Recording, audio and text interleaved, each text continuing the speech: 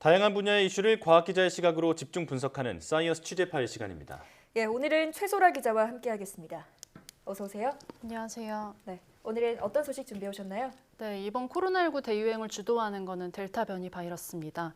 일부 나라에서는 이미 델타 변이가 우세종이 되면서 확진자 수가 다시 늘고 있고요.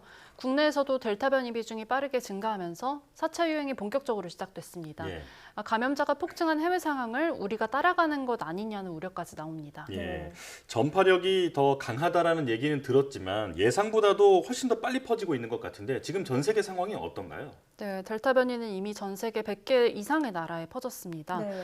WHO는 델타 변이가 머지않아서 코로나19의 우세종이 될 것이라는 전망까지 했습니다. 그러니까 신규 확진자 가운데 다수가 델타 변이 감염자가 될 수 있다는 겁니다. 네. 전 세계 신규 확진자는 4주 연속 증가했는데요.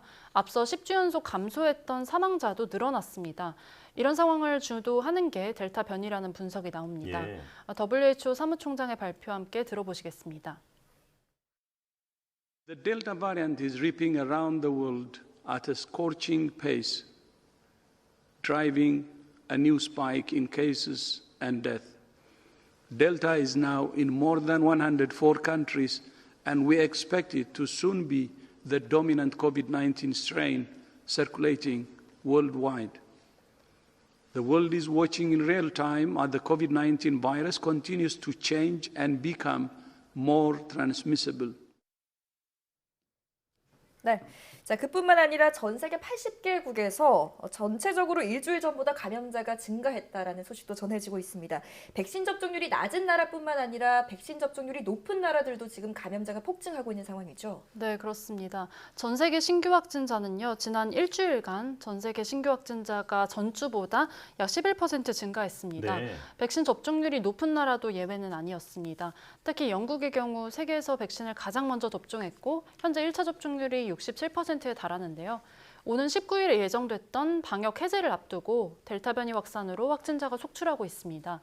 지난 14일 영국에서 4만 2천여 명의 신규 확진자가 나왔는데 6개월 만에 최다 기록입니다. 영국 정부는 확진자는 증가하고 있지만 사망률이 감소하고 있다는 점을 강조하고 있는데요. 방역 규제를 해제하는 것을 향해서 영국 전문가들의 우려의 목소리가 높아지고 있습니다. 네. 또 다음으로는 백신 모범국이죠. 이스라엘 상황도 좋지가 않습니다. 예. 이스라엘도 델타 변이 확산으로 지난달 중순에 한 자릿수에 머물던 1일 신규 확진자가 이번 주에는 700명대까지 늘었습니다. 4개월 만에 최대치입니다. 이스라엘은 앞서서 실내 노마스크 등 방역을 완화할 것을 예고했는데요. 최근에는 사회적 거리두기 정책을 재도입하겠다고 밝혔습니다. 이스라엘은 대규모 봉쇄를 피하기 위해서 5주 동안 사회적 거리두기를 시행하겠다고 밝히고요. 또 예방접종을 확대할 방침이라고 말했습니다. 네.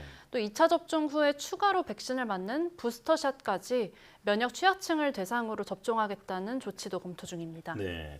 지금 국내에서도 연일 역대 최고 수준의 확진자가 나오고 있는데 그 원인이 델타 변이로 꼽히고 있죠. 지금 국내 상황은 어떤가요?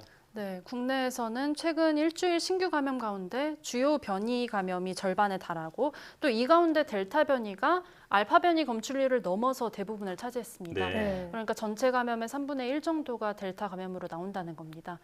전체 감염의 절반 이상을 차지할 때 우세종으로 보니까 아직 엄밀히 말하면 우세종은 아닙니다. 예. 하지만 실제로는 델타 변이 비중이 발표한 것보다 더 높을 가능성이 있습니다.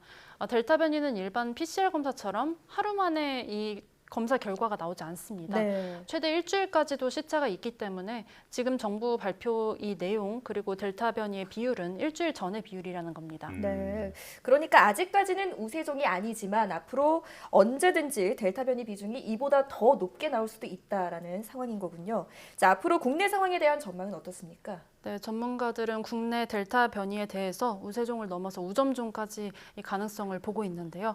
델타 변이가 기존 코로나19를 제치고 환자를 가장 많이 감염시킬 때 우점종이라고 합니다. 예. 신규 확진의 대부분이 델타 변이 바이러스일 경우인데요. 전문가들은 이런 시기를 8월 말이나 9월 초쯤으로 예상했습니다. 네. 함께 들어보시겠습니다. 어떤 특정한 지자체는 이미 전체 감염의 50% 이상이 델타 변이 바이러스로 추정이 되고 있는 그런 상황입니다. 그래서 지금 그 전파 양상을 보면은 아마도 다른 나라와 유사한 그런 양상으로 진행할 가능성이 높은데 다음 달 초중순이 지나면서 적어도 전체 감염의 50% 이상이 델타 변이 바이러스에 의해서 발생할 가능성이 높고 8월 말이나 9월 초쯤 되면 대부분의 감염이 델타 변이 바이러스에 의해서 일어날 가능성이 매우 높다고 판단하고 있습니다. 네, 또 국내 접종률이 낮다는 점은 전망을 이보다도 더 암울하게 만들 수 있는데요. 네. 앞서 언급된 영국이나 이스라엘 등은 접종률이 70% 수준인데도 델타 변이가 빠르게 확산했습니다. 예. 그런데 국내 1차 접종률은 지금 31%, 또 2차까지 완료된 그 완전한 접종률은 11%에 불과해서 이제까지 전파가 더 빨랐고 앞으로도 전파가 가속화할 가능성이 있다는 겁니다.